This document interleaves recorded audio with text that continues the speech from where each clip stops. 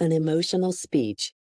Practice analyzing the arguments and reasoning in a stirring American speech. Sojourner Truth's Ain't I a Woman? Explore this video about the speech.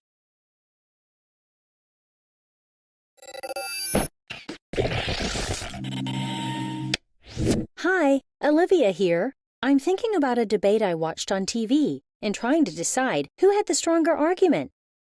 The best way to evaluate an argument is to examine the claims it makes and determine how strong and logical the support is for that claim. Let's take a look at how Sojourner Truth supports the central claim in her speech, "Ain't I a woman?"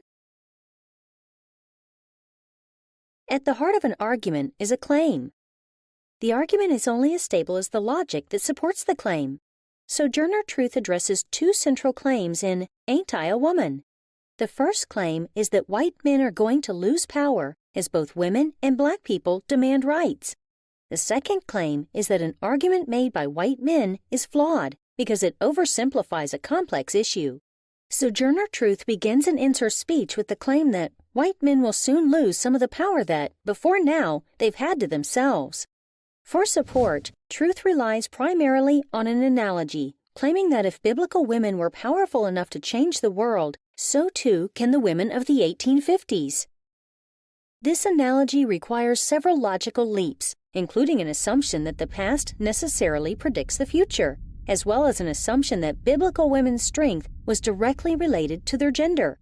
Truth's second claim is that the white man's argument against women's rights is logically flawed. Truth begins this point by summarizing the white man's claim that women need men to help them handle the harsher things in life, and in return are given the best place in society.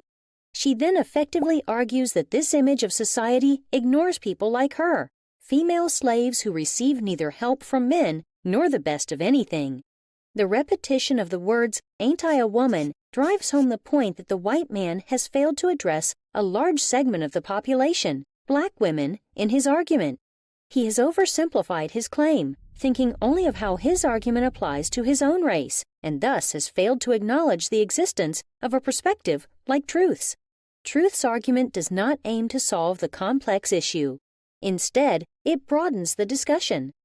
Not all arguments are made with the purpose of winning. Some are made with the purpose of challenging established ideas or correcting logical errors. When I evaluate the debaters from last night, I will have to consider who challenges established ideas or broadens the discussion, and how strongly his or her claims are supported.